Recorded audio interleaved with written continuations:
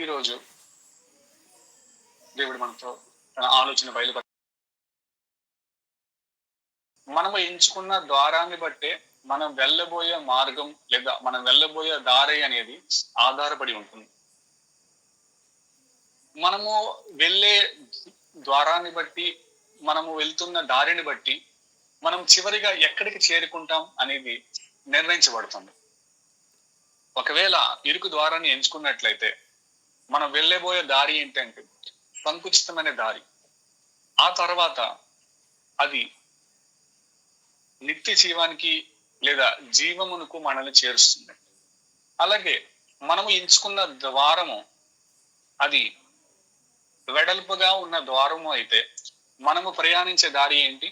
అది విశాలమైన దారి అయితే ఆ తర్వాత అది మనల్ని ఎక్కడికి చేరుస్తుందంటే అది మనల్ని నాశనానికి చేరుస్తుంది లేదా నాశనానికి నడిపిస్తుంది. కాబట్టి ఈ రోజు మనం నిర్ణయించుకోవాలి, మనము ఏ ద్వారాన్ని మనం ఎంచుకుందాం. వెడల్పుగా ఉన్న ద్వారాన్ని మనం ఎంచుకుందామా, లేకపోతే ఇరుకుగా ఉన్న ద్వారాన్ని మనం ఎంచుకుందామా అనేది ఈ రోజు మనం నిర్ణయించుకోవాలి. ఇరుకు ద్వారము అనగా అది చాలా చిన్న ద్వారము. దానికే ఆపోజిట్ గా ఉన్నదే ఈ యొక్క వెడల్పుగా ఉన్న ద్వారం. ఈ ఇరుకు ద్వారంలో ఎవరు కావాలంటే వారు ప్రవేశించలేరు, ఎవరు పడితే వాళ్ళు ప్రవేశించలేరు. కానీ వెడల్పుగా ఉన్న ద్వారంలో ఎవరైనా ప్రవేశించవచ్చు, ఎటువంటి వారైనా ప్రవేశించవచ్చు. వారు తమతో తాము ఏమి తెచ్చుకున్నా కూడా ఈ వెడల్పు ద్వారంలో ప్రవేశించవచ్చు. నా దగ్గర చాలా లగేజ్ ఉంది, చాలా సామాన్లు నాతో పాటు ఉన్నాయి. కానీ ఆ సమయంలో నేను ఈ ఇరుకు ద్వారం గుండా ప్రవేశించలేను. అప్పుడు నేను వెళ్లాల్సింది వెడల్పు ద్వారంలో. కాబట్టి ఈ వెడల్పు ద్వారంలో ఎటువంటి వ్యక్తి అయినా దీంట్లోకి వెళ్ళవచ్చు. తన దగ్గర ఎటువంటి సామాన్లు ఉన్నా, తన దగ్గర ఏమున్నప్పటికీ కూడా ఈ ద్వారం వెడల్పుగా ఉన్నది కనుక తాను వెడల్పు ద్వారంలోకి వెళ్ళిపోవచ్చు. కానీ ఈ ఇరుకు ద్వారములోనికి అందరూ ప్రవేశించలేరు. ఎందుకు అంటే అది ఇరుకు ద్వారం, అది ఒక చిన్న ద్వారము. ఆ చిన్న ద్వారం గుండా నేను ప్రవేశించగలనా లేదా అనేది ఈ దినం నిర్ణయించుకోవాలి. ఆ చిన్న ద్వారం గుండా నేను వెళ్ళడానికి నన్ను నేను సిద్ధపరచుకోవాలి.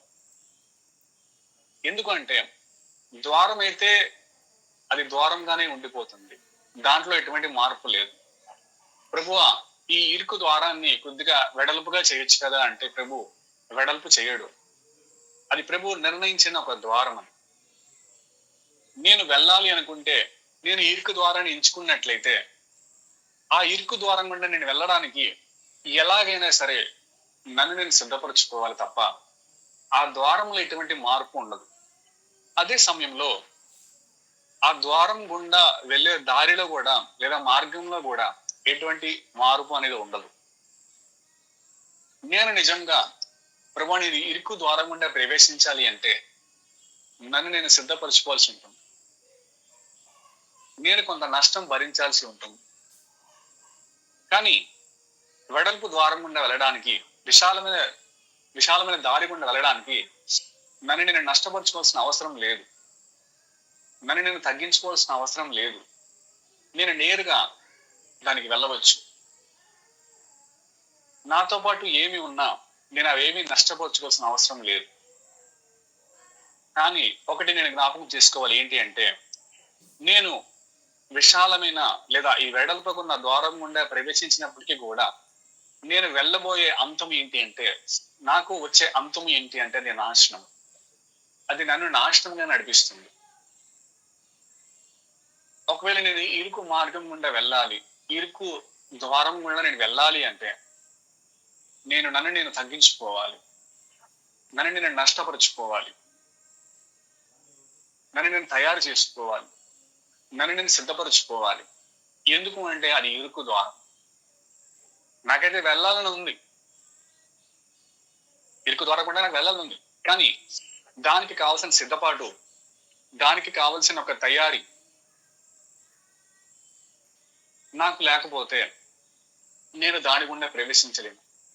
అందుకే ఇక్కడ చెప్తున్నాడు, దానిని కనుగొన్న వారు కొందరే అని చెప్పి ప్రభు మాట్లాడుతున్నాడు. అంటే ఇంకొక చోట ప్రభు చెప్తాడు సువార్తల్లోనే, ఏంటి అంటే, ఈ ఇరుకు ద్వారం గుండా లేదా ఇరుకు ద్వారం గుండా ఎవరైతే ప్రవేశించాలనుకుంటారో వారు చాలా మంది ప్రవేశించడానికి ప్రయత్నిస్తారు, కానీ అది వారి వలన కాదు అని చెప్పి నీతో నిశ్చయంగా చెప్పుచున్నానని చెప్పి ప్రభు ఒక చోట చెప్తాడు. అంటే దాని అర్థం, ఎంతో మంది ఈ ద్వారం గుండా వెళ్ళాలనుకుంటారు. ఈ యొక్క ఇరుకు ద్వారాన్ని ఎంచుకోవాలి, ఈ యొక్క ఇరుకు మార్గం గుండా లేదా ఈ యొక్క సంకుచితమైన మార్గం గుండా, సంకుచితమైన దారి గుండా వారు వెళ్ళాలి అని చెప్పి వారిలో ఆశ ఉంటుంది. కానీ అది వారి వలన కాదు అని చెప్పి ప్రభు మాట్లాడుతున్నాడు. ఎందుకంటే వారికి వెళ్ళాలని ఒక ఆశ ఉన్నప్పటికీ కూడా దానికి కావాల్సిన సిద్ధపాటు, దానికి కావలసినట్టుగా తమను తాము తయారు చేసుకోలేదు, తమను తాము వారు సిద్ధపరచుకోలేదు. ఇందును బట్టే వారు తమ ప్రయాణం ప్రారంభించినా కూడా వారు దాంట్లోకి ప్రవేశించలేరు. వారు దాంట్లోకి వెళ్ళాలని ఇష్టపడుతున్నప్పటికీ కూడా వారు దాంట్లో ప్రవేశించడం వారి వలన కాదు.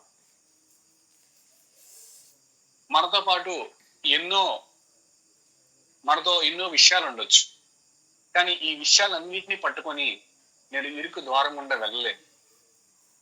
ఆ ఇరుకు ద్వారంలో ఎంతవరకైతే స్థలం ఉందో, ఎంతవరకైతే నేను దాంట్లో నేను సిద్ధపరచుకోగలను, అంతగా నేను తగ్గించుకోవాలి, అంతగా నేను నష్టపరచుకోవాలి. అప్పుడే దాంట్లోకి నేను వెళ్ళగలను. ఈ వెడల్పు ద్వారం మరియు విశాలమైన ఈ దారికి దాంట్లో పరిమితులు ఏమీ లేవు, అనగా రెస్ట్రిక్షన్స్ ఏమీ లేవు. పరిమితులు లేని ఒక దారి, పరిమితులు లేని ఒక ద్వారం అది. కానీ ఈ ఇరుకు ద్వారం మరియు ఈ యొక్క సంకుచితమైన దారిలోని కొన్ని పరిమితులు ఉన్నాయి, అనగా రెస్ట్రిక్షన్స్ ఉన్నాయి. ఆ పరిమితులు దాటితే నేను దాంట్లో ప్రవేశించలేను. అది నా మాటలో కావచ్చు, నా క్రియలలో కావచ్చు, నా యొక్క మనసులో కావచ్చు, నేను వేసుకునే బట్టలలో కావచ్చు, నేను నడిచే రీతిలో కావచ్చు. ఇది ఏమైనప్పటికీ కూడా ఒక పరిమితి అనేది ఉంది. ఈ పరిమితి దాటుకొని నేను ప్రవేశిస్తాను అంటే అది సాధ్యము కాదు. అన్ని విషయాల్లో కూడా ఒక పరిమితి కలిగి వారు జీవించడానికి వారు ఇష్టపడాలి. నా ఇష్టానుసారంగా నేను మాట్లాడతాను, నా ఇష్టానుసారంగా నేను ప్రవర్తిస్తాను, నా ఇష్టానుసారంగా నేను బట్టలు ధరించుకుంటాను, నాకు ఇష్టం వచ్చినట్టుగా నేను నడుచుకుంటాను, నా ఇష్టానుసారంగా నేను జీవిస్తాను, నా చిత్తం నెరవేర్చుకుంటాను అన్నవారు ఈ ఇరుకు ద్వారం గుండా వారు ప్రవేశించలేరు. ఎందుకంటే దీంట్లో కొన్ని పరిమితులు ఉన్నాయి. ఈ పరిమితులు నాకేమీ వద్దు, నా ఇష్టానుసారంగా నేను ఉండాలనుకుంటున్నాను, నా ఇష్టానుసారంగా నేను మాట్లాడాలనుకుంటున్నాను, నా ఇష్టానుసారంగా నేను చెయ్యాలనుకుంటున్నాను, నా ఇష్టానుసారంగా నేను జీవించాలనుకుంటున్నాను, నా ఇష్టం వచ్చిన మార్గంలో నేను వెళ్ళాలనుకుంటున్నాను అన్నవారు వారు విశాలమైన మార్గాన్ని, వెడల్పుకున్న ద్వారాన్ని వారు ఎంచుకోవాలి. ఎందుకంటే అది పరిమితులు లేని ఒక ద్వారం, పరిమితులు లేని ఒక దారి అది. అయితే ఈ దినము ఈ ఇరుకు ద్వారం నుండి వెళ్ళడానికి నన్ను నేను నష్టపరుచుకోగలనా, నన్ను నేను తగ్గించుకోగలనా?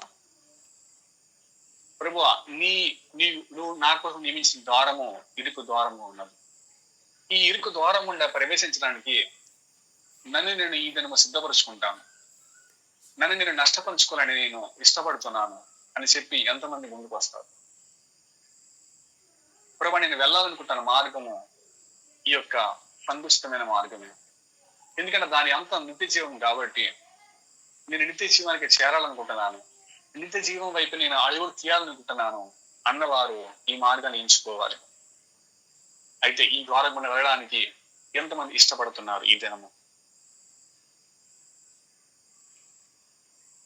మనకి మొట్టమొదటిగా ద్వారం ముఖ్యము, తర్వాత దారి.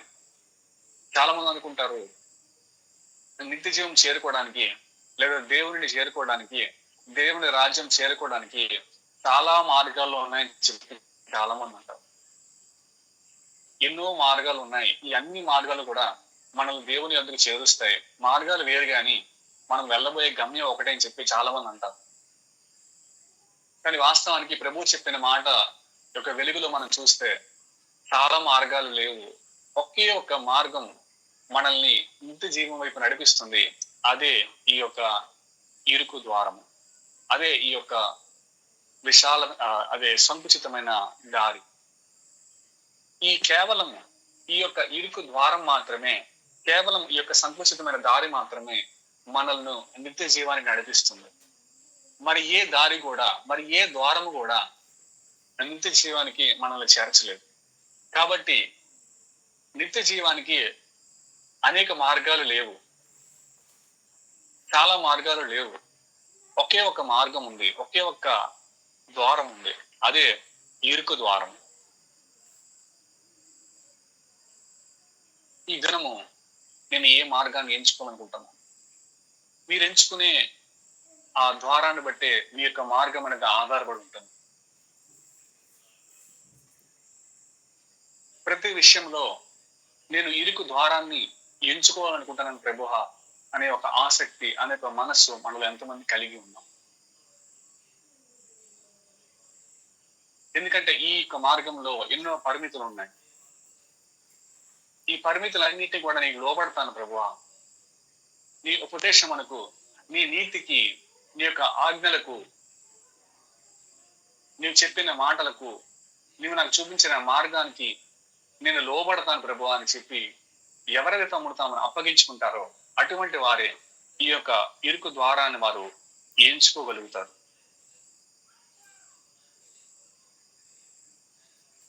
ద్వారంలో తేడా వస్తే దారిలో కూడా తేడా వచ్చేస్తుంది. మీరు ప్రవేశించిన ద్వారం ఏంటి అనేది, మీరు వెళ్ళబోయే దారి అనేది ఆధారపడి ఉంటుంది. ప్రారంభంలోనే మీరు ఒక తప్పుడు ద్వారంలోనికి వెళ్తే మీరు వెళ్ళబోయే దారి కూడా అది తప్పుడు మార్గంలోనే ఉంటుంది. ఎవరైతే ఈ యొక్క విశాల మార్గాన్ని ఎంచుకుంటారో, ఈ యొక్క వెడల్పుకున్న ద్వారాన్ని ఎంచుకుంటారో, వారు చిట్ట చివరికి వారి అంతంలో వారి నష్టాన్ని భరిస్తారు. వారు దేవుని చేత ఆమోదించబడరు. కానీ ఎవరైతే ఇరుకు ద్వారాన్ని ఎంచుకుంటారో, ఈ యొక్క సంకుచితమైన మార్గమును ఎంచుకుంటారో, వారు దేవుని చేత ఆమోదించబడతారు. దేవుని చేత వారు అప్రూవ్ చేయబడతారు. ప్రారంభంలోనే మనకి తేడా అనేది తెలిసిపోతుంది. ప్రారంభంలో తేడా జరిగితే మార్గం అంతా తేడా అయిపోతుంది. ఒక ఇద్దరు వ్యక్తులు రెండు వేరు వేరు మార్గాల్లోని వారు వెళ్ళడానికి సిద్ధపడుతున్నారు. అయితే ప్రారంభంలో వారు ఒకే స్థలంలో ఉన్నారు, ఒకే ఒక్క స్థలంలో ఇద్దరు నిలబడి ఉన్నారు. కానీ వారు ఎంచుకున్న మార్గములు వేరు గనక, ఎంచుకున్న ద్వారాలు వేరు గనక వారి యొక్క మార్గాలు వేరుగా అయిపోతే వారు వెళ్ళబోయే ఆ యొక్క అంతము కూడా వేరుగా ఉంటుంది. ప్రారంభంలో ఒకే దగ్గర ఉన్నారు. ప్రారంభంలో అసలు వారిద్దరికి వ్యత్యాసం లేదు. వారు ఒకే ఒక స్థలంలో ఉన్నారు, ఒకే స్థలంలో ఉన్నారు. కానీ ఎంచుకున్న ద్వారం వేరువేరుగా ఉన్నందున ఇప్పుడు దారులు మారిపోయాయి, అంతం కూడా మారిపోయింది. కాబట్టి నేను నా జీవితంలో ప్రతి విషయంలో నేను ఎంచుకునే ద్వారము ఇరుకు మార్గమా లేదా వెడల్పుకున్న ద్వారం అనేది నేను నిర్ణయించుకోవాలి. చాలా కొంచెమే తేడా ఉంది అని అనుకోవద్దు, కానీ అంతంలో చాలా ఎక్కువగా వ్యత్యాసం వస్తుంది. ప్రభు ఒక ఉపమానం చెప్తారు. అదే మత్తయి సువార్త అని ఒక వాక్యం చదువుదాం. మత్తయి సువార్త 13వ అధ్యాయము దాని యొక్క 31వ వచనాన్ని చదువుదాం. 31, 32. ఆయన మరి ఒక ఉపమానం వారితో చెప్పెను. పరలోక రాజ్యము ఒకడు తీసుకొని తన పొలంలో విత్తిన ఆవగింజను పోలి ఉన్నది. అది విత్తనములన్నిటిలో చిన్నదే గాని పెరిగినప్పుడు కూర మొక్కలన్నిటిలో పెద్దదై ఆకాశ పక్షులు వచ్చి దాని కొమ్మల యందు నివసించునంత చెట్టగును. సరిపోతుంది. ఇక్కడ మనం చూస్తే